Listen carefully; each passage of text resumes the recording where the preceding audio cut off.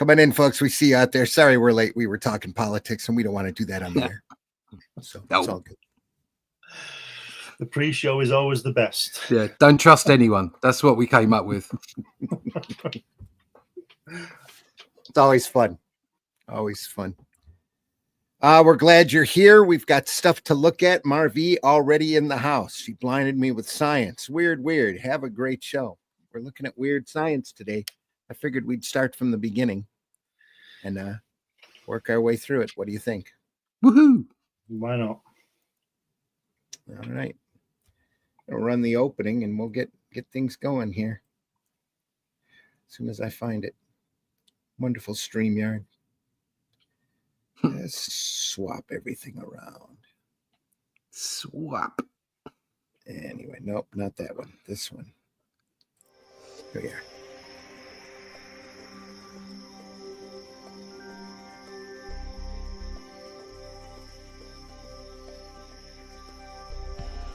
What was that? This is not a charade. We need total concentration. Now, once again, this time, with theory.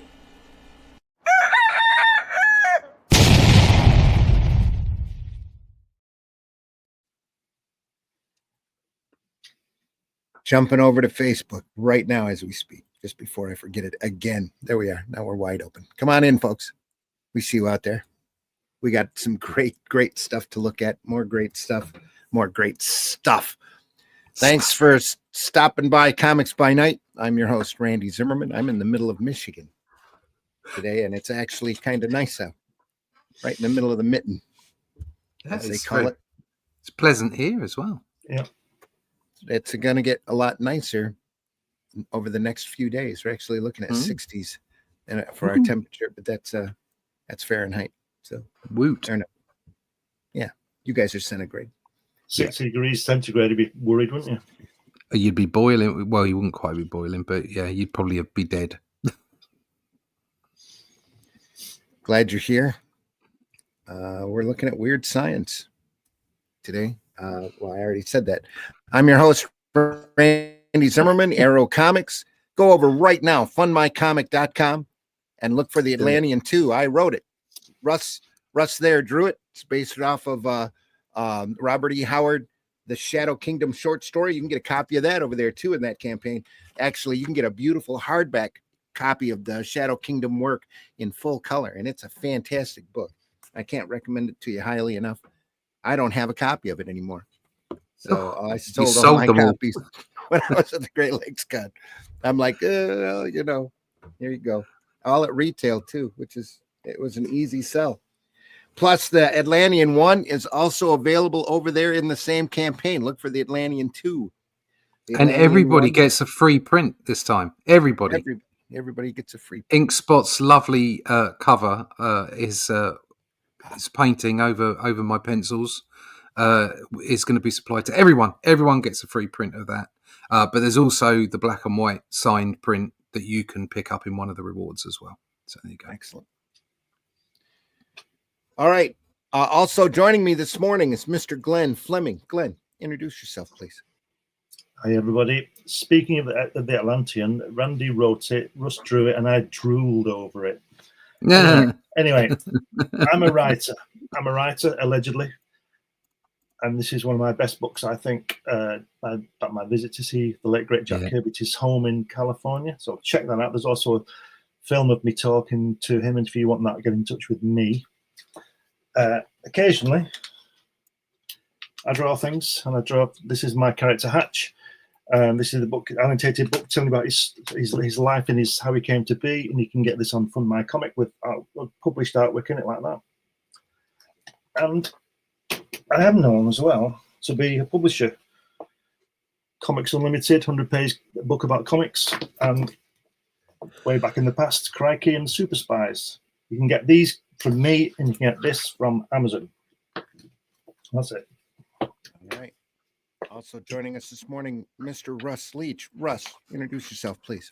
Hello, my name's Russ Leach. I am the artist on the Atlantean. That's all that matters at the moment. There you go. everything else has just paled into insignificance at the moment. You can pick up a copy of The Atlantean 1 and 2 and The Shadow Kingdom, which is where it all started, like Randy said, over at fundmycomic.com/The Atlantean 2. We've already got through our first target. We obviously put in a low target because we're going to make the book whatever, but we slashed through that today. So I was really pleased with that. I'm hoping we can increase our readership. We've done quite well at Amazon the last couple of months, so let's see where this goes. We're really pleased with what we're doing. You want to find out more about the Atlantean, more about the other stuff that I've done, you can go to literallt.com and to keep up to date with all the latest news. So when crowdfunders come out, when we go to digital, all those kind of things, sign up for the email list at russleach.com and we'll keep you abreast of all information there. Love staying abreast. Yeah, nothing like it. Weird science, folks. Weird science. The start of the science fiction comics by EC. Great stuff. We're looking at the hardback version printed by Russ Cockrum off of the originals. Volume 1. I don't want to boast or nothing, but it's L. Feldstein's signature. Got to meet him once, shake his hand, thank him. This was done in no year mentioned. Just a copy of it. That's great. William Gaines, all rights reserved. This book was originally printed in 1950. Did Joe Maneely work on this, or was he just at Marvel or Timely? I believe he was at Marvel and Timely. I don't think he ever worked at EC. If anybody guy's knows, got, please. The guy's got big feet. He does. Yeah. That could you can look at that and go, well, that could be straight out of 2000 AD. Yeah. Take off a Tharg's Future Shocks. Yeah, especially with the feet. Yeah, especially with the feet. He's got what's he called? Jack Davis feet. It's not Jack Davis art, is it? No, it's not. No Jack Davis here that I've seen. Wow. But I think this is Kurtzman layout and inks, maybe. And Jim Craig, perhaps. Lovely title there, drawn title. Gotta love it. Yeah, it's great, isn't it? This is before they really got into a rigid format. Yeah. Too, it's a kind of they do later on. That's kind of a Steve Ditko layout from that time as well, isn't it? It is, yeah. Kind of thing, composition he'd do. Stuff probably influenced Ditko pretty hard. Yeah. Dave is in the house. Have a good day, everyone. Thanks for Dave. stopping by, Dave. Hope you're doing well. All right. Got his I got a package from him last week. Fantastic. The perfect pen is just so good. It's one of those properties that's on my list. I got to get it. Got to get it. Marv, congratulations on the campaign. Shadow Kingdom was awesome. Can't wait to have the Atlantean. Thank you, Marv. Got to go back to work. Take care, Marv. Make that money. Cheers, Marv. Great stuff, EC. We've covered the company before. William Gaines, just a magnet for great sequential art talent. Always looking for the best. Sorry if that camera keeps jumping out of focus. It looks pretty clear. How's it looking on your end? A bit blurred. Could be better. It's in and out. It's better now. Let it have some focus. It was. No? Just don't move it anymore. That's it. It will come in. I'm sure it will with my hand flashing around it. Yeah. Lost in the microcosm. Still mechanical lettering through most of the ECs. Hauna Fear ad next to it, on sale now. Just as they're getting their feet wet. Look at that. She's opening the door on the cover.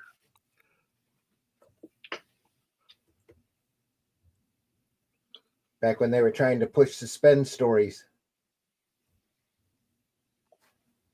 Great stuff. Just before the Cull. Yeah. And I don't mean Cull the Conqueror. No. It's Johnny Craig. That's what it is, not Jim Craig. I get them mixed up. Look at It's that. the Incredible Shrinking Man. Johnny Yeah, Craig. look Oh look man, again. that's jump now. Look at that. First Focus page, in. panel 4. That's the Ditko face. That's Ditko face, isn't Yeah. it? Yeah. I wonder if he's Here? working on this somewhere. Right up here. No, that one, that face Right there. Yeah, Yeah. really, real Ditko. I wonder if he's involved in some way. I think this is just before his time. Right. He never must did have- any work for EC that I'm aware Oh. of. Right. Whoa, It's just all stop. they must have influenced him a lot, though. Look at that at the end there with the fingers and everything. I'm sure it did. You can see a lot of little hints of Ditko in here. Yeah, the folds and the clothes and everything. And that Yeah. second page, top right, that's Peter Parker, isn't it? Yeah. Up here. Mm.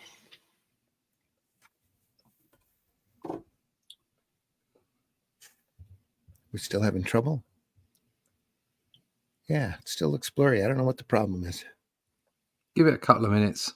Often it settles down on itself. Just got to warm up. I'll Yeah. feed the hamsters a couple extra kernels of corn here. Maybe it'll straighten them out.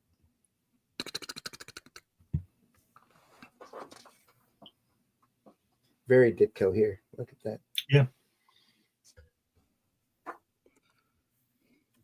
Look at that great space there, sort of, big planets all the time. Fantastic toothbrush stars. Yeah. That's what that is. You That's, sit there and you dab the are thing they- off here. Are they planets or are they just, is that where he's gone so small that Well, they're he's gotten atoms? so small he's falling into another universe here. Oh, wow. Of course, the air atoms would be bigger than him, so he'd suffocate. He's holding his breath the entire time. Why bring science into this? Yeah. Yeah. Just weird science. Weird, right? There's a nice perspective shot.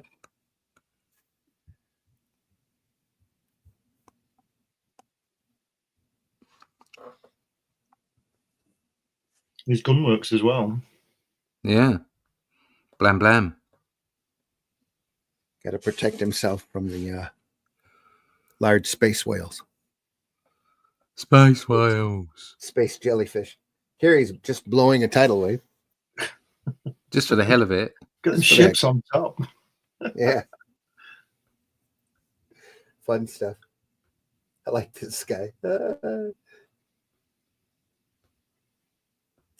look of So he's sheer turned terror into on her face. He's turned into a homicidal maniac because he's shrunk. Hey, you get small enough, you'll be a giant to somebody, I guess. Another nice shot here. So when they wrote that story, where it always sticks in my head, there was that story where the Hulk was shrunk, and he had a whole adventure in like the microverse or whatever it is. Yeah.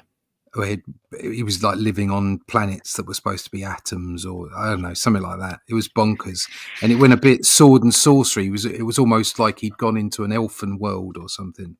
Yeah. I haven't got the comics, but I remember having them when I was a kid, and that was a bit bonkers. I got him in Essentials. Yeah. That was a Harlan Ellison story. Right? Was that Buscema Sal drawing that? I am pretty sure it's Herb Trempe Herb Trimp. Right. Okay. and maybe Marie Severin doing the ink work on it Right. Okay. at that point. I'd have to look it up to be sure, but it was Jarella, I think the girl's name was. He Yeah. shrunk down Yeah. and met a green female Yeah, warrior yeah. barbarian. That was a Yeah. good story. So that was like a precursor to like Planet Hulk, really, isn't it? I mean, they basically took the same idea and went off world with it instead of shrinking him. They've taken that seed of a story and abused it in every direction. they can Yeah, think, yeah. which is what they do anymore. But anyway, it's the dream of doom. no signatures on these early works. Look at this. It's kind of nice looking. That top right on the first page is a typical sci-fi thing, isn't it? You can on the where he's falling through the rings, you know, that time tunnel type of thing. Yeah. You can see it spinning behind him, can't you? Yeah. From Twilight Zone or something. Read the other day that somebody, Abrams, I think it is going to try to do a Irwin Allen verse and connect all of the Irwin Allen TV shows. Voyage and Land of the Giants. Time Tunnel. Time Tunnel. Yeah. Everything but Lost in Space, because I guess it'd be too distant to try to connect. Well, just looked up that Hulk thing. The first time he shrank to the microverse, it was the end of a story with Samson, Doc Samson. Mm-hmm. Yeah. And that was Sal Buscema. Oh, was it? And okay. Yeah, and that's $5,000 if you want to own that page. Ooh, wow. And that's probably an old price anymore. Well, it's over at Remitter Man. So. Oh, okay. Well, there you go. All right. Maybe that is current. There was a time when all of that material was $35 a page, stacks sitting on tables at conventions. But anyway. Yeah. It just states me, makes you feel old. Right? Oh wow! Look at that. I love the writing. Yeah. The title, Out of Smoke. That's great. Trying to figure out who did it. The Butler. The artwork, that is. Wow. A little bit of zip here, just to break it up.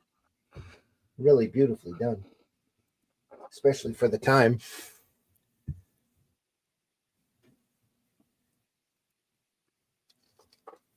Let's see. This looks like Johnny Craig again. Nope. Look at that. That's Wood right there. Yeah, Wally Wood. Without a doubt. That's probably him all through this then. Huh. That sure is Wood. And that girl as well. Signature style, yeah. That Love ring panel is Ditko again type of thing. I'm not saying that he would obviously do it later, but maybe this artwork is sort of many hands, you know, whoever was in the office or whatever. Well, and also these guys are just getting their feet wet on this, so it's hard to distinguish. They haven't broken in their own individual style yet on a lot of this. Some of them are like Wood started out inking over somebody else, and who was it? Elders started out inking over Severin and all sorts of stuff. So then went on to do their own stuff. But that's definitely Wood ink in here. I'm surprised at the way the page layouts are so open. I mean, you've got some crazy. It's not the standard rigid look that you would see from EC later on. You know, like the 6-panel grid situation. Yeah.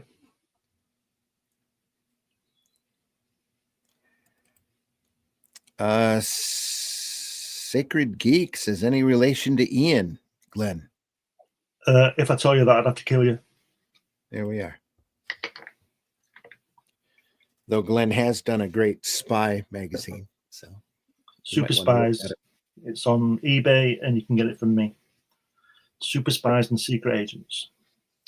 Thanks for finding us, Sacred Geek. We appreciate you being here. Get this. They're breaking out the lettering here as well. It's not as mechanical.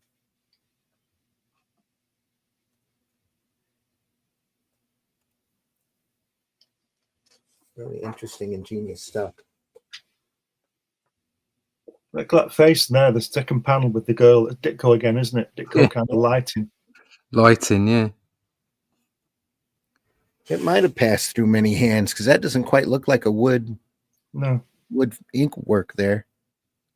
Who knows? I'd have to go in and read. The cool thing about these hardback books is they have an interview that runs all the way through. I'll have to sit and read it and see what they said. It's got all of the details on who did what and where, because they wanted to get all of that down, you know, and notarized, especially in this volume.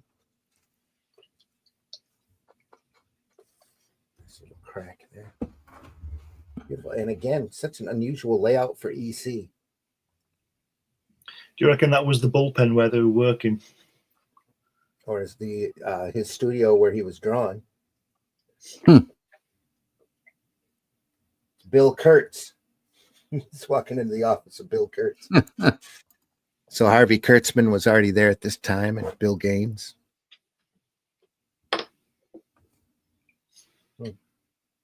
He smacked him for it, though.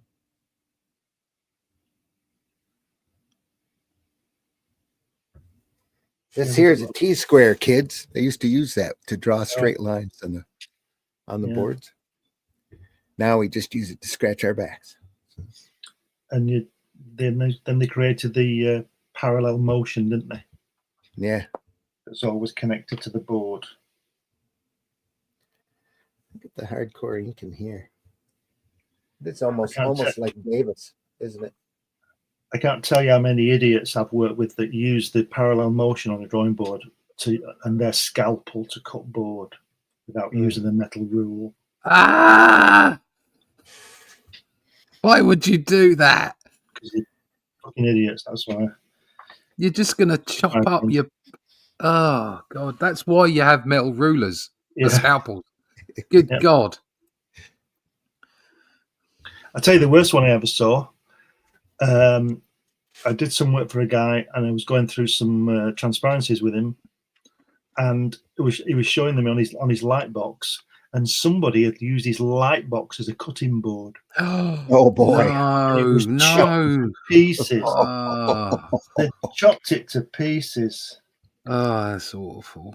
That'll help the luminescence. Yeah. Oh dear. No, that's why you have cutting mats. Yeah. Yeah. See. Okay. Some people just don't have a clue, do they? I think it separates the people who know and care what they're doing from those who are just sort of hanging around. It separates the NPCs from the real people, mate. Yeah. I've got a cutting board on my board. I work on top of my cutting board, you know. Yeah, I used to do that. Yeah. Trouble is, my cutting board's so old and full of cuts now. I can't. Yeah, mine's getting a bit knackered. I've been using it for 35 years. I think I might treat myself to a new one. Oh, there's my wife was watching one of those antiques shows, might have been Roadshow or something, and some guy was somebody phoned in to one of the morning programs because they were talking about antiques. And he phoned in for something else, and he said, "Oh, I've also got this thing as well." And he spoke about it. It was a page of comic strip, and it was from 2000 AD, issue 17, Judge Dredd by Ian Gibson. Oh, 10 grand. Oh, totally believable. Yep, I said that's a lot more realistic price. He said he bought it. I can't remember the exact story, but it was some kind of agency that was selling off the artwork for 90 quid a page. Wow.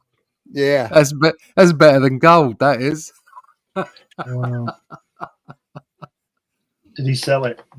I don't know. He was quite pleased with the valuation.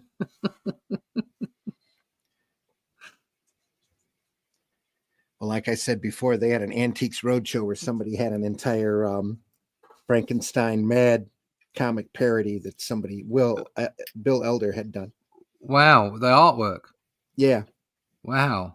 Yeah, because after they shot off the originals for these collections here, they sold it by the story. Yeah. Heritage Auctions went through and sold it all off by the story. Oh, wow. Sorry, folks, my stupid camera. What is your camera on? Is it on drugs? Yeah, it is. Look at it. Needs a new one. His heartbeat. Oh. Sorry, give it a second to refocus here. There we go. Oh, that's nice. That'll do. Just needed to calm down a minute. Yeah. Got overexcited. It's this page. You just send it into one. It was about talking about that money for those pages. It's a bit crazy. That's what it was. God, 10 grand. I wish someone would pay me 10 grand a page. Well, they didn't pay him 10 grand a page. No. Ain't that the truth? Yeah. This is interesting. panel here. Just little stripes of Zipatone back behind it. It's Yeah. almost got a Will Eisner feel to it. It ends in a little question mark. Here. Hasn't it? Yeah. It looks like a profile of Dustin Hoffman. That shape. Where? That last panel, Oh. with that shape, the shape It of his does, nose from the Where's side. like that? Yeah. My name is Dustin Hoffman. Just remember that in spitting image. Yeah, he was just a nose, wasn't he? With a couple of eyes, and they really gave him that nasal. Did you see when he was had the Ronald Reagan mask on? Did you see that one? Dustin went to stay at the White House, right? The puppet. Yeah. And then he I can't remember what's happening, but he went out. There was a noise, and he went out to the corridor. Oh no! He went to sneak up on Nancy, and he woke her up, and you saw what she was looking at it, and it was Ronnie Reagan. It was a mask, the puppet of Ronnie Reagan. And so he went in bed with her and all that. And then in the morning when he came out, he said, "I'll see you later." And she said, "Thanks, honey." And he took the mask off, and it was Dustin Hoffman under the mask, and his nose was bent round the back of his head to fit in the mask. And he'd been in with Nancy. Anyway. This brilliant program. It did used to be, yeah. They get locked up now, won't they? Well, only if they spoke about it. They wouldn't get locked up for doing that for Trump. No. Because ITV is a bit of a lovey. But if they did it about Starmer, they'd get locked up. But everybody gets locked up if you don't like Starmer, apparently. I can hear the police coming for me now. Irritating. Starmer, yeah. I was talking about my camera, but yeah. Whole of the government. Irritating too. Everybody. We're all irritating me. Jack Kamen artwork here. Experiment in Death. Experiment in death. I don't think you experiment with death. You're either dead or you're not, and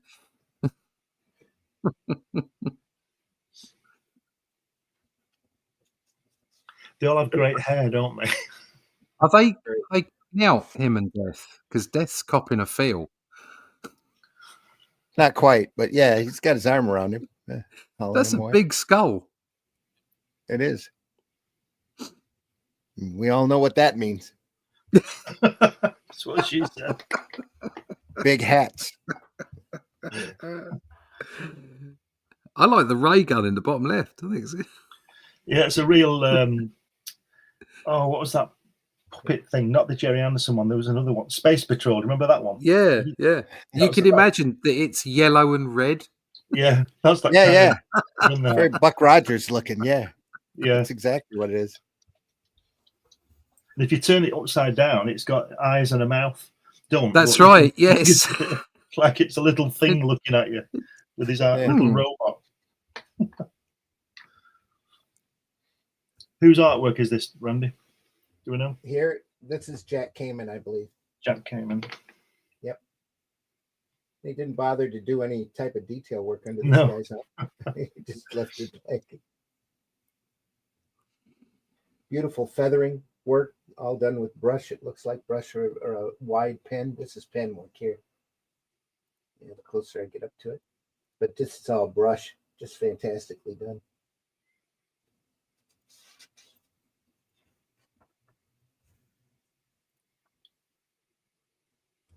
Like I said, great hair. Yep. Stop it, camera. Damn you. Damn you, camera. Yeah, that's lovely, isn't it? All the hair. Yeah. Well, he looks a bit excited, doesn't he? His eyes. God. I was going to say, it reminds me a lot of the old Archie comics. Everybody's eyes are real wide and everybody's smiling and happy. Yeah. Not quite. They get a lot grittier here real quick. So.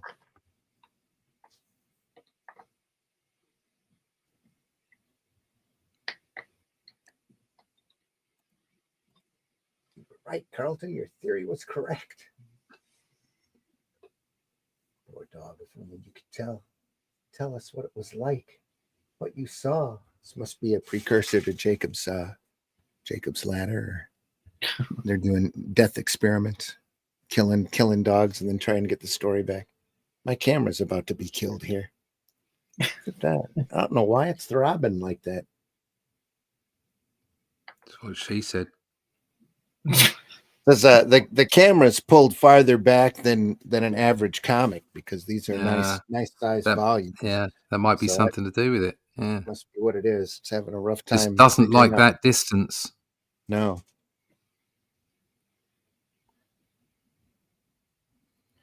Might definitely have to try a different setup. Well, I got a manual focus camera.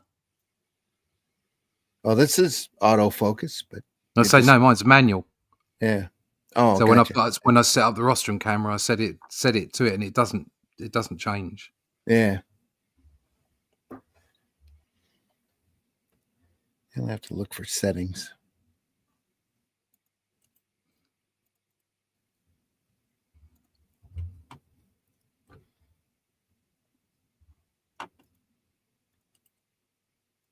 Has he killed him? It's killed him. Is he Yeah, unalive? probably killed him so they could bring him back to life. He's dead. He's alive. He's alive. He's dead, Jim. But not as we know it. The oscillator and amplifier are both warmed up and ready, at least. 10, 12, 14, and then it was time. Through the switches, the lights flashed. The sound waves were being directed at Carlton's heart. Brings him back. Thank goodness he's alive. It's is it Flatliners? Yeah, that's it. That's Yeah. what I was trying to think of. It's probably where they got the story from. Yeah. But if you think about it, because I know it goes back forever, but it goes back to Frankenstein, doesn't it? Because that's what he's bringing him back to life, isn't he? Yeah, Yeah. that's right. Yeah, no, nothing's original. new. No, nothing's What we original. Yep. Sacred Geek says, glad to find it. Always wondered about old EC horror books as a teen, but never found any in the wild. What book is this? Were the original black and white also? These are shot off of the original artwork. This is Weird Science, which is EC's science fiction series. They did Weird Science, Weird Fantasy, and then Weird Science Fantasy. as kind of an annual bi-monthly type situation. These books were bi-monthly, and they were companions to the horror line and the crime line that EC was doing at the time. Bloody genius. They also broke out into horror, or not horror, but humor, and a few other places. Started Mad a couple of years after this book was done. Were they black and white? No, they were originally published in color, right, and on very bad newsprint. But what happened is Bill kept all of the originals because nobody figured this stuff would be worth anything. Kept it in a vault, and then 20, 25 years later, he goes back in and decides he's going to sell out the original work because original artwork started being having value at that point. And so he got a hold of Russ Cochran, who was a huge fan and a independent printer, a publisher from West Plains, Missouri. And Cochran went and took the artwork, made stats of everything, and put them together into hardbound books and offered them for subscription. So you could get, stop it, camera, damn you. You could get the entire run of Weird Science was the first offering that he did. And you could get the entire set hardback, 6 issues per hardback, reprinted. There we are. In a nice box set for a whopping $45. Wow. You had to pay him in advance, and sometimes you were waiting months to get the next set of volumes. But boy, were they worth it. I never had any appreciation for EC, but when they offered it, it was like too good to pass up. So as a kid, I sent my $45 in and waited and waited and waited. And when the volume came, I was just ecstatic. Just went through and read this stuff like crazy. absorbed it and went after all the rest of them whenever they came out, whenever a new set of volumes came out. I had my local comic shop that had just started up at that point, getting them for me, and then I would trade them comics for bound volumes of EC books. That's how I got the majority of the EC line in hardback. But they're beautiful volumes. You can find them every once in a while. They'll pop up on eBay now and again, or you'll find them at shows. I haven't seen a bound a box set for under $250. It's usually now it's closer to $500 or $600. But you occasionally you'll find somebody who's selling their sets off, or a little box set in the wild of who knows what. But they did them all. They ended up doing the entire EC line, even the books he released before Weird Science, and the New Trend books that were out afterwards. And the New Trend books were amazing. Back when the comic code kicked in, they tried to get around it by doing magazines and doing all sorts of other little oddball titles like Psychoanalysis and Piracy and Extra, which was a newspaper, a comic about the newspaper business. Ran those for about a half a dozen issues or so, and then he got tired of having to try to deal with the distributors and just started doing black and white magazines because they were easier to do, and eventually focused on Mad, which was his big seller. Then got a whole nother great group of talented cartoonists on that product. They ran that for decades. Floating Head.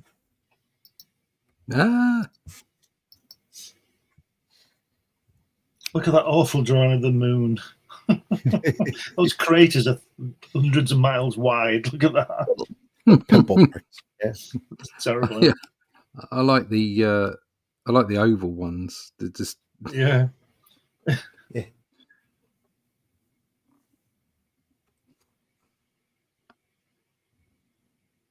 Suddenly I remembered the note in my pocket. Carlton's suicide note. I knew what I had to do. I went into the laboratory, removed the hypodermic from its place at the instrument cabinet, and slowly walked across the hall to the bedroom. The end.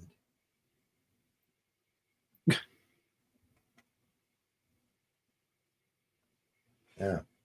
I guess killing somebody turns them into a raving maniac. Sad I never heard about that offer. That was how I got all my anime VHS in the 90s. Yeah, I hear you. Yep. This was in the, what was it, 70s? It wasn't the 70s. It was probably late 70s, early 80s. I need to look for you. There was an indicia at the front, Randy, a few pages past where you were looking. Was there? Yeah, there was, but that's the indicia for the actual issue. Oh, right. Okay. That's Weird Science, May, June 1950, Volume 1, Number 12. Because they didn't care about numbering back then. There wasn't any collectability to these books. So they picked up a previous issue's numbering system so that the distributor wouldn't have a cow or think that he was picking up a new product. It was just number 12. Right. But before this, I think they had done Crime Patrol. They had done, They had done a couple of crime books that they stopped. Not crime suspense stories. That one lasted for a long time. Crime Patrol and Crime something. I got it sitting back here. Right behind me.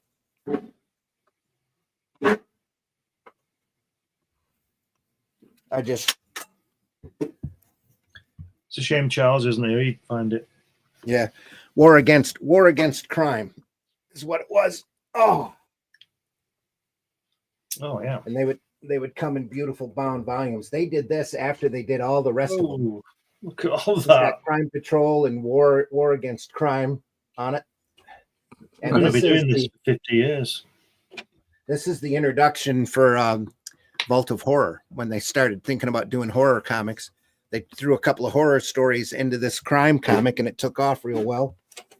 So that's what started Vault of Horror, Tales from the Crypt and the Haunt of Fear.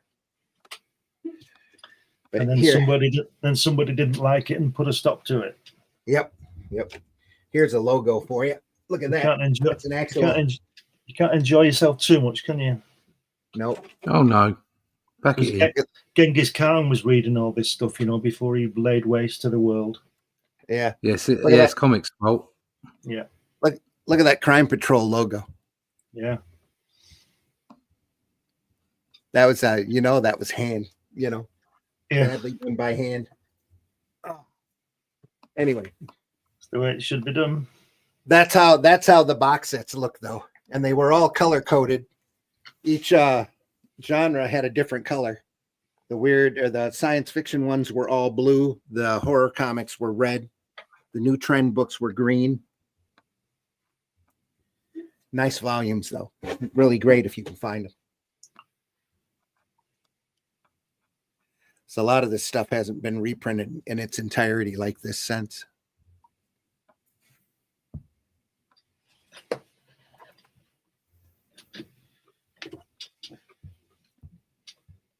Yeah, there's the start of that interview I was telling you about. Who's this one? Yeah. Feldstein, probably. That's why I had him sign it. MC, they explain the and it's linked through as they took out the ad pages in the comics and through little interview, a continuous interview throughout each volume. Things from outer space. Are they driving a car on the moon? They are. Yeah. No, this is probably out in the desert. They came from a satellite of Alpha Centauri, a star over 25, whatever that is, trillion miles away, over 3 light years distance. They came here to Earth, these things from outer space. Oh, is that supposed to be Meteor Crater then in Arizona? Yeah. It's a bit deeper than that. You can tell by the cacti here. Yeah. It's deeper than that. It's a mile across, I think. Edge of a huge crater.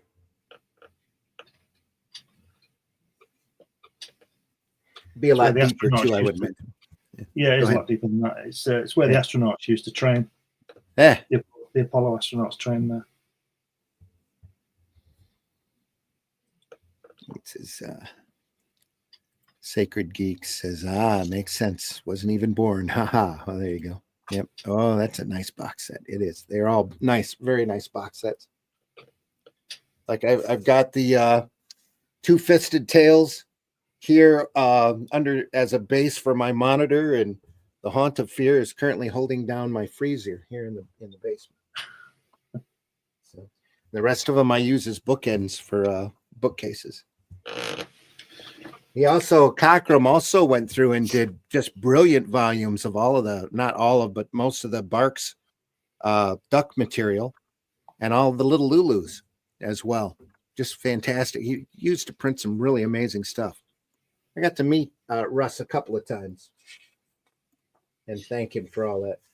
It was great stuff. This looks like Johnny Craig.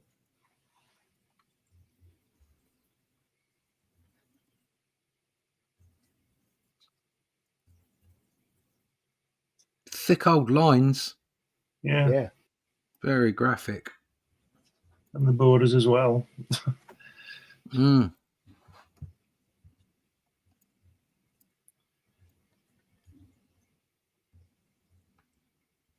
Sacred says, love those old interviews. I hate the continuous format throughout the book. Rather just have them lumped in the front of the back. I hear you, but they had to use space, and that was in my mind, that was a really good way to do it. Either that or reprint the old ads, and that would have been fine too, but they probably didn't have them. So I'm sure that he didn't have original paste ups on those. They're probably discarded and reused a long time ago.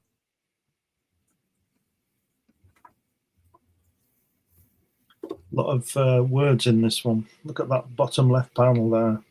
Yeah.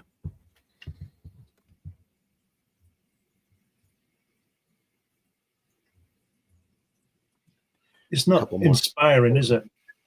It's nostalgic more than inspiring work. Yeah, it's Mm. very 50s, very 50s looking. Got old hairstyles and greased back hair, that kind of thing. Everybody's in suits and ties. It really picks up, though. This is an amazing run, and you get all of these great masters on it in a very short period of time. Wally Wood really kicks in, does a lot of just amazing stuff.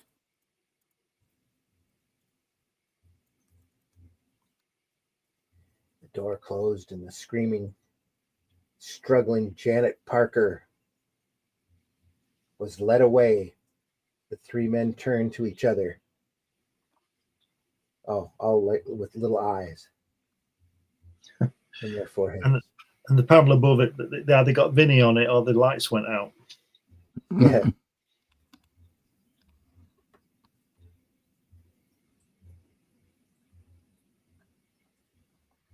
you like this book and the stories in it? Won't you write us? Tell us which story you liked best. Address your letters to the editors.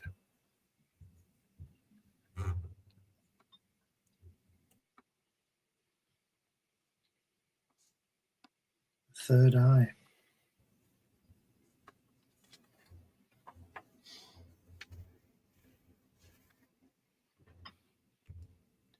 Number 13, actually number 2. He's at 2. They end up going back to they changed the number here after a few issues. There's a couple of issues where they're not numbered on the outside at all, and then they pick up about issue 5 or 6 back to the original numbering, or back to the actual number. I've heard of artistic license, but it looks to me like they've moved the Lincoln Memorial to just outside the House of Representatives. It's about 2 miles away in reality. Yeah.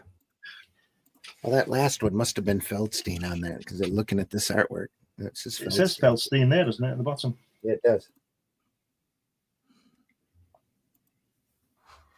The reports coming in from around the country concerning these weird disc-shaped aircraft are preposterous. The Air Force flatly denies the existence of a flying saucer. Utter nonsense. Poppycock. The more things change, the more they stay the same. Yes. That's so true.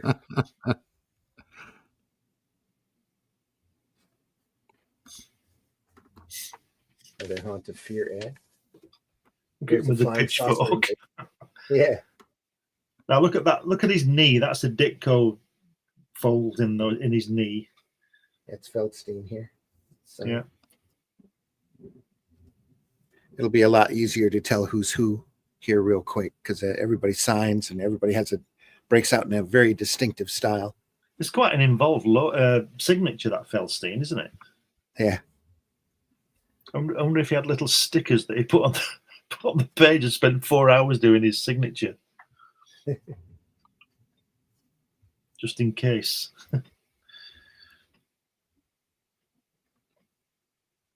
It's a great ad for the Haunt of Fear. That spaceship and looks like a manta ray, doesn't it, coming at you? Yep. It's like the Voyage to the Bottom of the Sea. Yeah. One on the front. The old flying sub. Yeah. Yeah, that was brilliant, wasn't it? That design was amazing. Yeah. Used to have a model, an Aurora model of it that my brothers put together. We set fire to all ours and they'll go to Black Blob.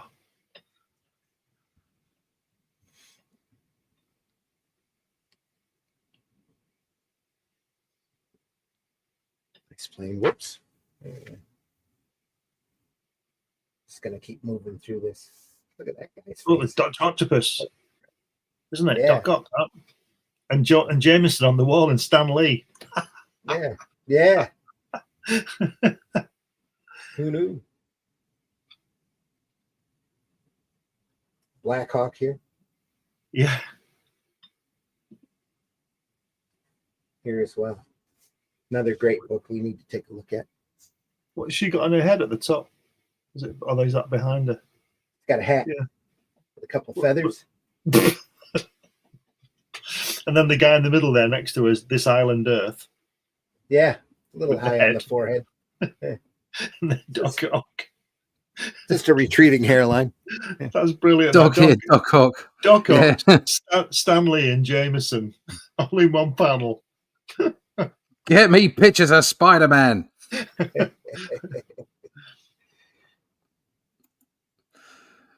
Now. And brushwork here. It's beautifully done.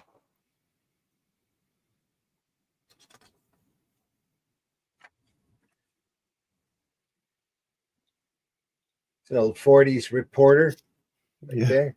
It's Walter Winchell, isn't it? Here's the news from the front. Yeah. What was it? He was on The Untouchables, wasn't he? Yeah. And he'd say, on August 14th, 1941, Elliot Nesson. He used to go like that. I always thought he was holding his nose when he did that. Yeah. Hey, do you know, I know how much he got paid an episode of that in 1958, I think it was. He got $16,000 to do that Huge narration. money. Huge money back then. Fortune, Yeah. isn't it? Yeah. He had a very distinctive voice, though. So. Yeah.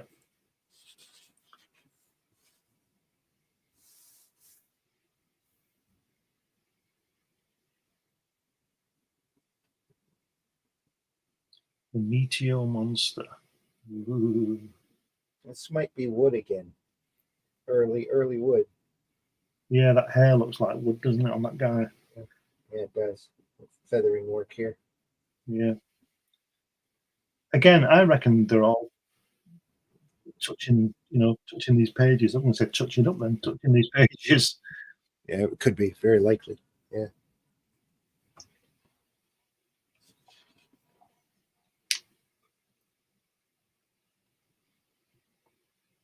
Huh. That's War of the Worlds. Yeah. Some heavy ink outline here. On this. Yeah, look at that bottom left on the first page. It's Steranko type of shading, isn't it? A little bit of shadow work. Yeah. And the way that these, and the way the wind is blowing the collar. Yeah. It's That whole thing, shrieks Steranko, doesn't it? Yeah. Well, he'd be a kid at this point. So That would, I mean, he probably would have seen that. yeah. It's always the same. There's certain images that you look at in comics, and as a comic artist, and with the greatest respect, I don't think it happens anymore in the same way. Because so much of this was so punchy and so new. Mm-hmm. But there's stuff that you look at when you're a kid, and certain images stick with you. They never leave you. Yeah. And you can kind of recall them all the time, I'm thinking of there's a myriad, so much of it, but obviously you see so many panels, you read so many comics, you can't remember them all. Right. And certain things just jump out in your head. And that kind of panel I could imagine, because that jumps out from the whole of the page, that panel. Yeah. And you could imagine flicking through and going, oh yeah, this is great science fiction. Oh, look at that panel. And then moving on, and that being the one that's stuck in his head, it's just. Yeah. Well, this is the time too. Those old science fiction movies were rolling in the theaters. It came from outer space and that kind of material. This is big thing. If you look today. just before you turn, if you look at that second page, top panel, I never thought I'd see Wally Wood draw Doctor Strange. There he is. Yeah. That's probably the finest drawing of Doctor Strange I've ever seen. Yeah. And then you go to the next panel. Look at that awful room. Mm. Isn't that awful? Yeah. It's terrible. Yeah. Look at that phone. Is that a phone? That's a phone. Yeah. Sure looks like it. What do I put in a room? I'll put in a window, and I don't want to draw anything on that wall. I'll just fill it in. That'll make the girl stand out more. It'll be good. Here we are. Yeah. Yow. The meteorite is buzzing, apparently. What is that thing? They are friends of yours. Ask them in. will soon be friends of mine too.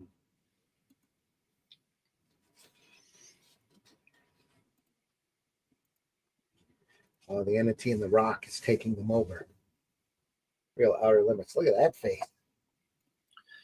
Yeah, that girl in the middle on the page, the previous is Wally Wood, isn't it? Yeah.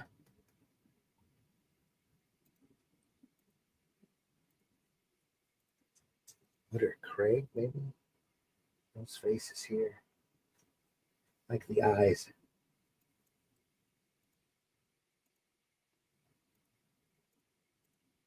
You will build a comfortable nest for me now. I will stay here in this building. You will obey me.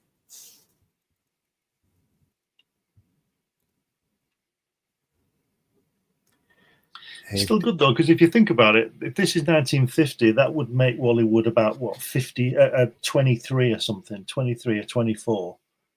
Yeah. And it's still pretty good, isn't it? Yeah.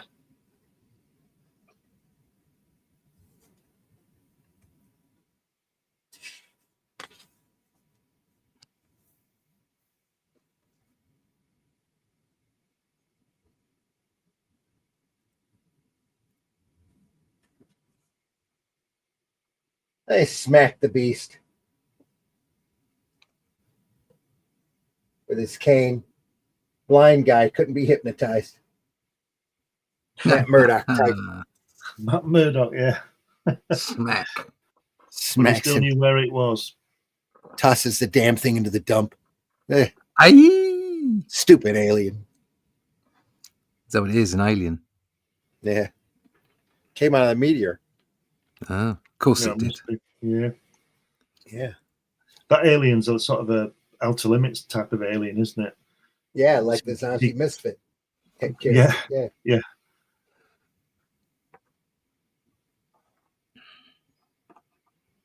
Crazy. Gruesome. The blow found its mark. At the very moment of the monster's death, the alien fingers of control withdrew from its prisoners' minds. That thing, it's awful. We were hypnotized into looking at, into liking it. Ugh, Yeah. gotta get rid of it. It's strange and horrible. Yeah, that's always a good reason. Two good reasons. Charles has chimed in with some valuable historic facts. There you are, the classic 1973 motion picture Soylent Green. Harrison sorry, missed one. Sorry, Charles.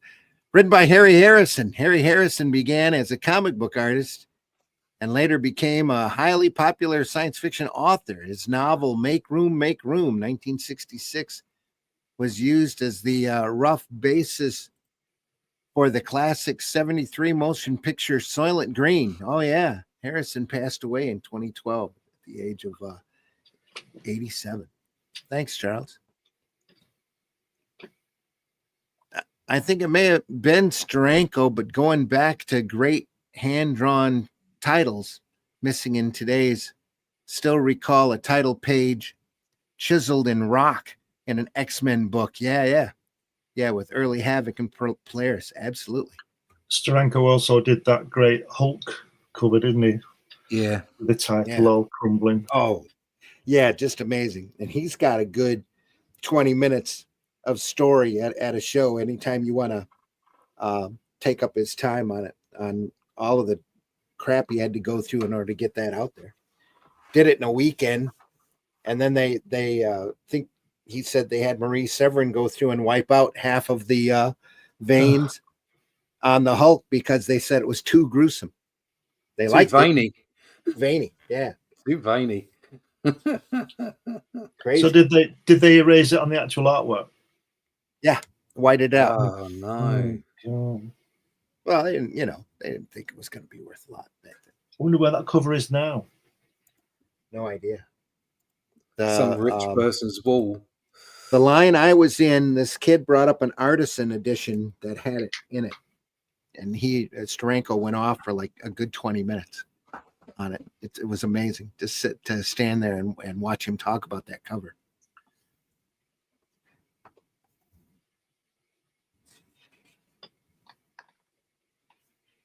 The micro race. It's actually the Great Gazoo. No. We've got the heartbeat again. Now this one, there we are. Very distinctive. This is Graham Ingalls. This is Graham Ingalls before he was known as Ghastly Graham Ingalls and started doing all of that beautiful horror material. Why don't you zoom in just a little bit closer when you get the camera a little bit closer and just cut the top and the bottom off and see if that makes any difference?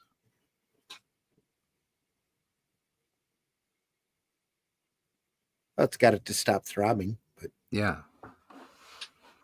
Because I don't suppose it matters if we cut the top 5% off or whatever. If it stops throbbing. it's a silly autofocus. That's good. I can see it better now. It's and Ingalls is really known for his fantastic ink work, the use of the brush. Yeah. Just phenomenal work. Is that cross hatching behind his hand on his head? Yeah, I reckon that is, yeah. That is. Wow. It's all shading. All feathering here. Just beautifully done. Very reminiscent of Alex Raymond. He used to do that a lot on his feathering backgrounds on Flash Gordon. Let's scooch that up just here.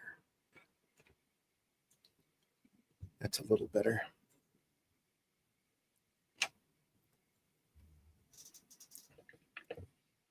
Yeah. Look at how he tightened down on the scientific equipment here. Just crazy good.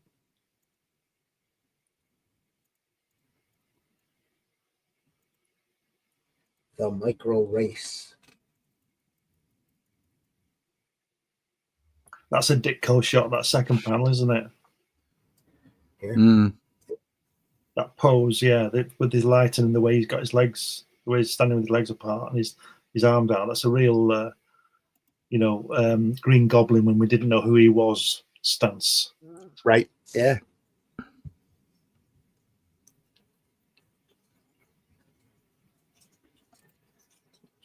Sacred says, it may have been Steranko Polaris' sacrilege. Anyway. Yep.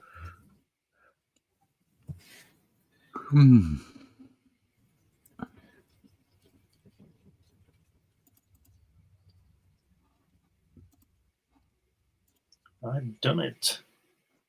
Created life. It's alive. And we've looked at a bit of Ingalls' work in the Tales from the Crypt, I think back in October. Look at the top left panel where he's walking over the sand. He's obviously hopping because those feet are very close together, aren't they? He's doing a skippy. It's just jumping. Yeah. Just got bored. Unless they're not his tracks and he's just walking past. Yeah, there is always that, yeah.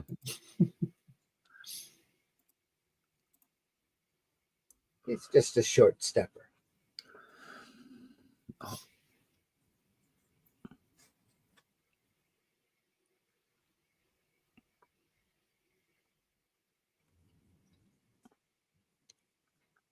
And the guy at the bottom left's being followed up the steps by Batman. Yeah. No. That's his antenna. Gives him away. Antennas Are were these big the back little then. people that he's created? Not sure. Yeah. Is this like this is like Men in Black at the end of that film when he looks in the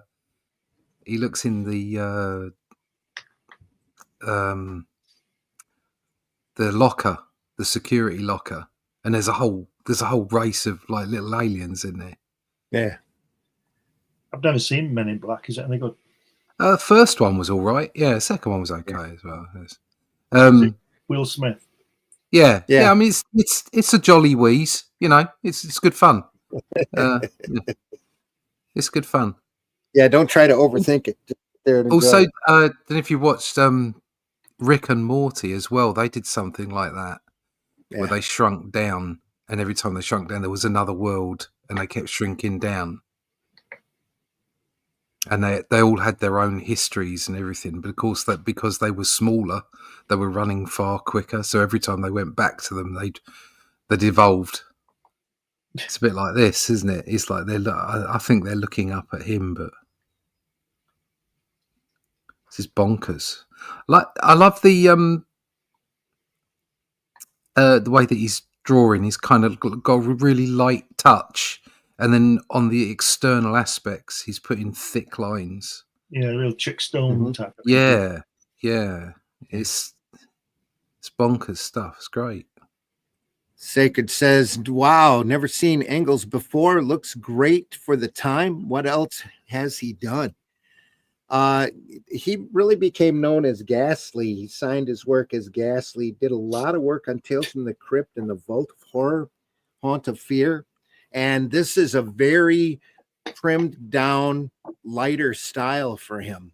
Because once he kicks out the horror material, he's really the almost like a mentor to a lot of the modern horror comic artists like Kyle Holtz and Casey Jones and or Kelly Jones and Sam Keith. He really Bernie Wrightson as well really kicks out a lot of very horrific, just beautifully inked material in those horror titles. This is really early for him. Probably one of his first few published stories. If I am mistaken, I'm sure Charles will correct me. But Engels went on to teach artwork, I believe, in Florida, and really hated his comic book work.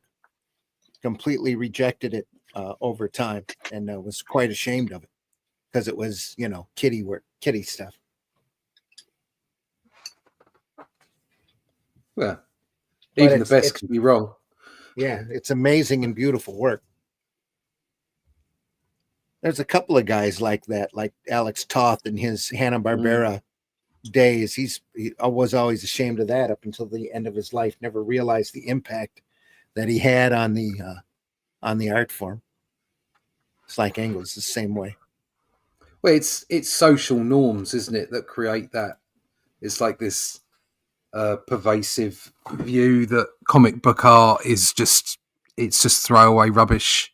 Yeah, kiddie trash. It's just kiddie trash, and never the whole art form itself. The medium being seen as a valid storytelling medium. And it's never really gotten its just desserts, unless of course you live in Japan or in Europe. Not sort of anywhere away from the Western cultures. Yeah, they look at this as high art. Yeah. And it's because you're telling stories. Well, we have high culture in Europe, Western culture. I mean, yeah. Wasn't Toth a bit of a grumpy old git anyway? Oh yeah, he was a curmudgeon. I don't know much about him, but it seems to me that he spent such a long time in comics doing fantastic work and just complaining all the time. Go and do something else. Just a grumpy. Yeah, he did what he loved. He was was an amazing artist. He was very passionate about it too. One of the best. Yeah. That's why he was grumpy, I think. That, and he didn't like people, I don't think. The man who raced time. Wow. Oh, look at that. This is from the Outer Limits, isn't it? Later, when they slow is it the Outer Limits when they slow down that robbery and they're watching that bullet go along. Have you seen that one? Or somebody goes to kill somebody. I can't remember what it was. Somebody goes to shoot somebody, and these two alien guys, they slow down time, and they're watching this bullet going across the floor to this guy, and talking about it, and standing in front of it and going behind it and all sorts of things. Pretty sure this is a very serious Harvey Kurtzman. Yeah. Doing this, yeah. Again, very different from the style he ends up. Look at those lovely bold strokes on the policeman's trousers. Yeah. That's fantastic. Confidence to put that in there. Here as well. Look at that. Yeah. and it looks like it's just thrown in, doesn't it? And it's not. He knows exactly what he's doing. Yeah.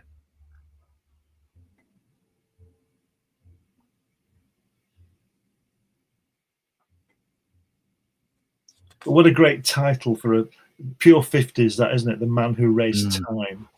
Mhm. You know. Again, look at the folds in here.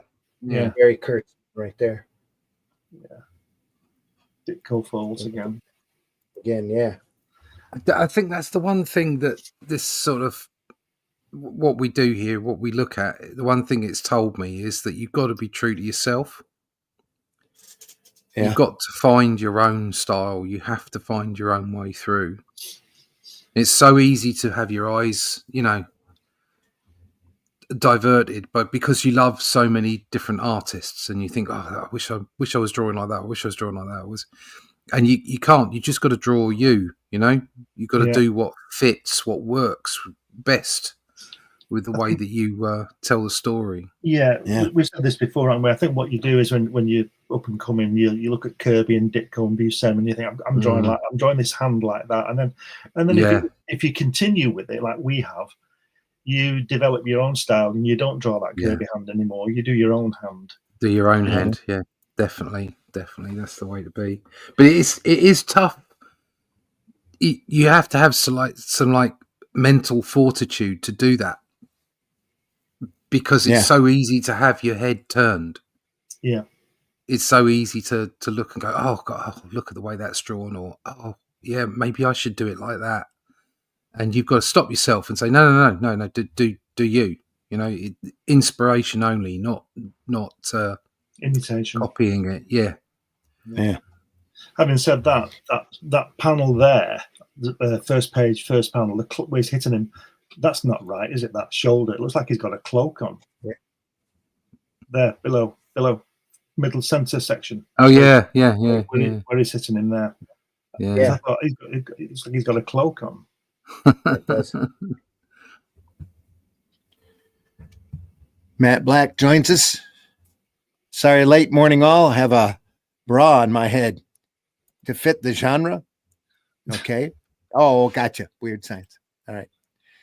Charles says Feldstein explained that Engel's early work for EC was disappointing, but publisher Bill Gates was fiercely loyal to everybody, which is why Engels remained at the company.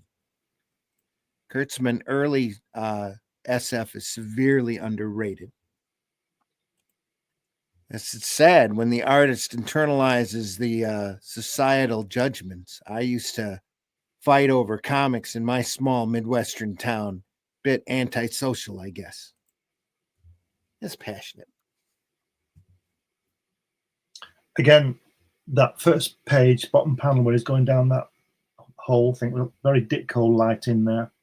And then it flips to like you said, the Harvey Kurtzman on the next page. That's very Kurtzman right there. Yeah.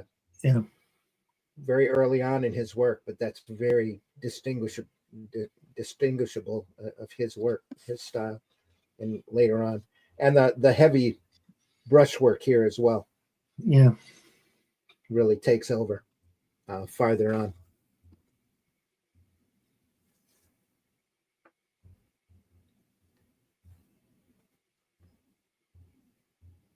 That's the line work here. And these are all lines. There's no gray tone or zipper tone used here, just line work. Look at that panel. That almost looks like Kubert. Yeah. Who was it? Was it you, Randy, who was saying the other week that I said something about, and it looked like early Ditko and it was Kubert. Did he say, was it you that said he sort of followed his style, but Kubert's style changed? Does that make sense? Is that right? Yeah. We mentioned that, didn't we? Yeah. That sure does look like Joe Kubert, though, man. Yeah. So much. He might have been trying him out or something. I know Kubert did a couple of stories here and there in EC. He wasn't regular. He was pretty faithful to DC. Yeah. Do you know what I've noticed? This the second panel now where there's been a. If you look at the second page at the top two panels, it's the same shot, but he hasn't traced it or just put the other shot up against it. He's redrawn it. Yeah. Pretty much the same, but you can see the differences, and I think that's really great that he's done that. Mm-hmm. Whereas it would just be easy just to literally trace the first one over, or drop a print of it on and do the guy behind him. I think that's great. You never know, though. He could have done it in thumbnail and just like light boxed it. Yeah, but that's what I'm saying. I think if you look at the light between them, the door or the panel at the back, if you go up towards the light, it doesn't do it on the second one. It tightens it. Yeah. You know what I mean? I know he's there, but I think it's great. I think he's redrawn that. Oh yeah, without doubt. And he's the policeman is this guy here. Yeah. But the policeman is higher up in the first panel. Yeah. And she's got a bigger bottom on the second panel. Mm-hmm. So it's a shadow. It's a shadow. I just think it's great. I think he's redrawn that. Yeah, I'm sure you're right. What are you looking at? 1 in 16. Okay.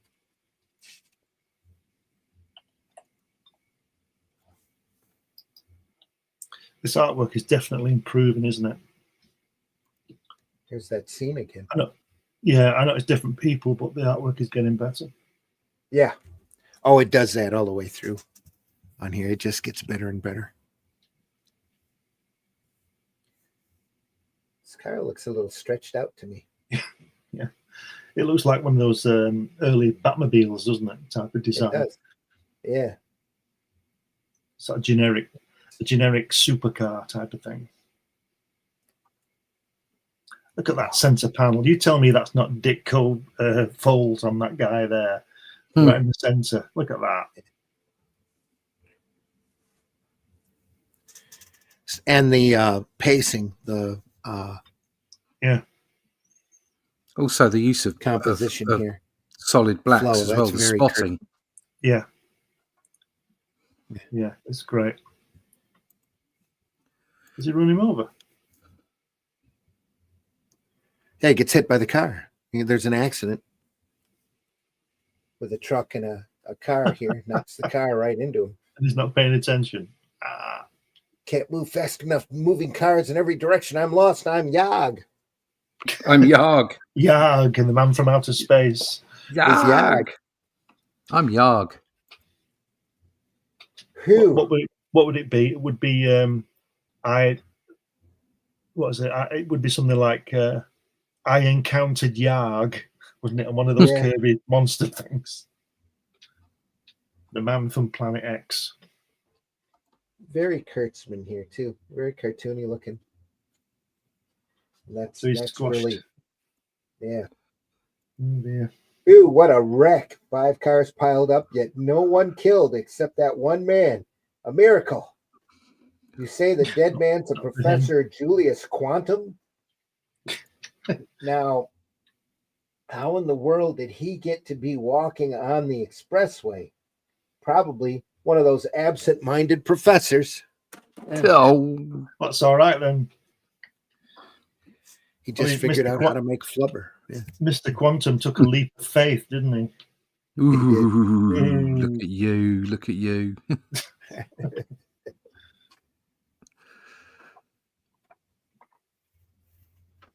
Wow, look at that. It's better. Look at that. Another Feldstein cover here. Our observations were correct. You're no longer any life on this planet. What does the paper say? US threatens to use hydrogen bomb to end atomic war. How does that work? I like the way that they've got Tetris on their chests, so that when they're bored, they can play with each other. I like their underpants. It's got Y front. Yeah, Y front. In here. Yeah. That's all. I know it's their internal stuff. I know. Yeah, that's all tubes and mechanics there. It just looks like Tetris for me. It's radio tubes. Yeah. Yeah, it looks different 2,000 miles away, doesn't it? Well, 5,000 miles away, I should yeah, say. yeah. In case they have to scavenge somebody else's spare parts. Yeah. I see you've got a radio, an X15 radio tube sitting there. I need one of those. I like their mouths. They're like kissing robots. They are. Like those dolls. Yeah. Oh boy.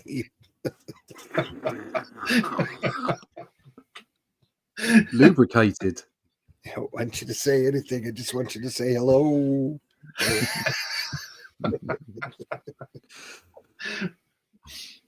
Now with real sound effects. Do you know what's really great about these old covers is that half of it is the title. Yeah. Half of the cover space. You know, Yeah. It says Gaines discovered one of EC's most popular themes in this issue with the destruction of Earth. The Doomsday theme. Stanley Kubrick is about the right age to have seen an EC, to be an EC reader. Do you suppose? This cover is the last of the 3 covers which use the old style logo and use the cover panel with the phrase "new trend." This issue also contained the first letters page and is one of the only 2 issues. The other was the next one, number 4, which didn't contain artwork by Wally Wood.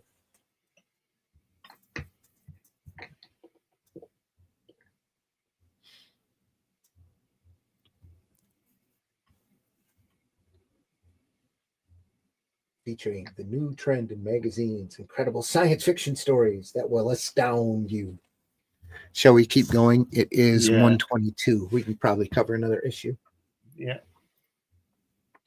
The destruction of the Earth. Look at that. That sounds Jack Kamen here. Oh no, that's Feldstein. There, yeah. Yep. Look for the seal. Arr, arr. He was already getting flack about quality in comics. Look at the list of titles they've got: Tales from the Crypt, Haunt of Fear, Vault of Horror, Weird Science, Weird Fantasy, and Modern Love. Just fantastic, Yeah. What a, yeah. fantastic output and everything. That illustration. Oh my god, the world's ending. It's so hot, but you look really nice in that dress.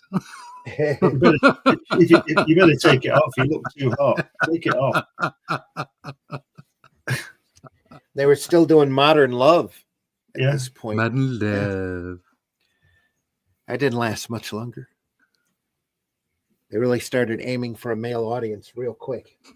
That guy must have replaced it with Two-Fisted Tales. That guy must have been reading this. I can't breathe.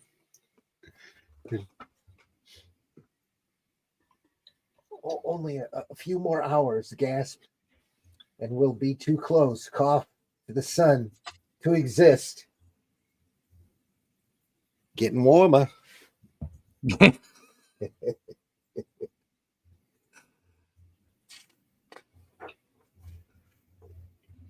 There's your typical mad. This is so 1950s. It's those science fiction, yeah.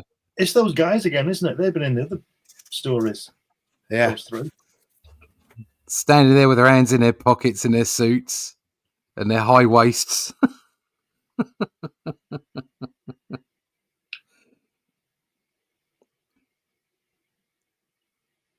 Randy's gone. Is he coughing? I'm not sure. I'm not sure about that explosion, though. I'm going to say, look at that nuclear explosion. It's a bit odd, isn't it? It looks more like a broccoli plant. Yeah. It does, yes. Yeah.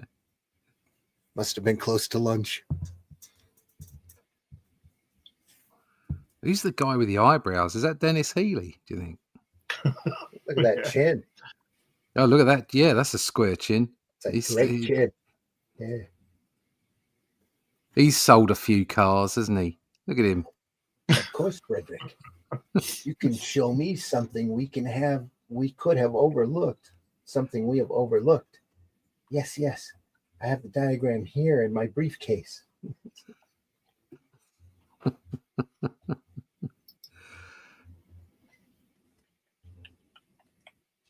going to just have the destruction of Earth.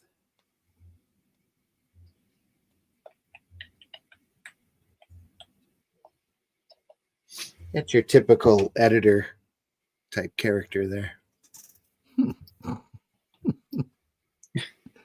He's got a nasty haircut. Let's look at that. Yeah. Yeah. Straight out of 1992. Yeah. So are they saying the Earth is going to go into the sun? That's what it looks like, yeah. Somebody grazed him really hard with a bullet right on the top of his head. Yeah.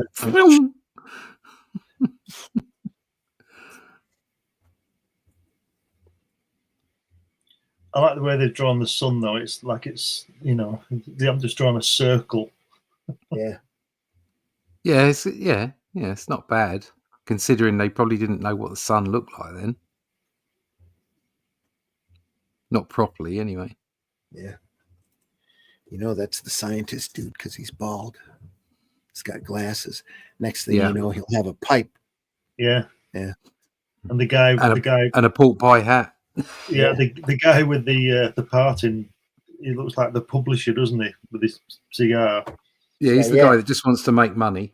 Yeah. That's Lou Grade. And the guy with the chin, he's just a politician in all this. Or the salesman.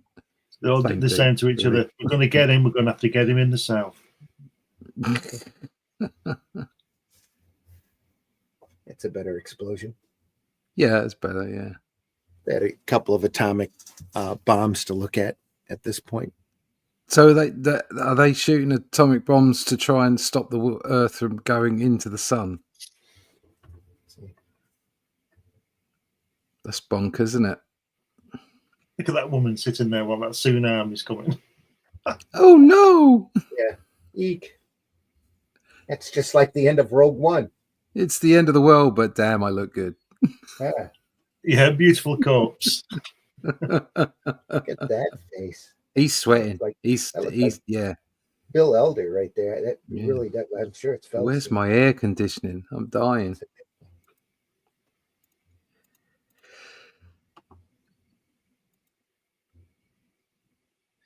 That guy on the bottom left there, that Japanese gate thing that they have. That could be the guy in that film up in Tibet who starts ringing that bell when that Armageddon film, whatever it's called. You know which one I mean?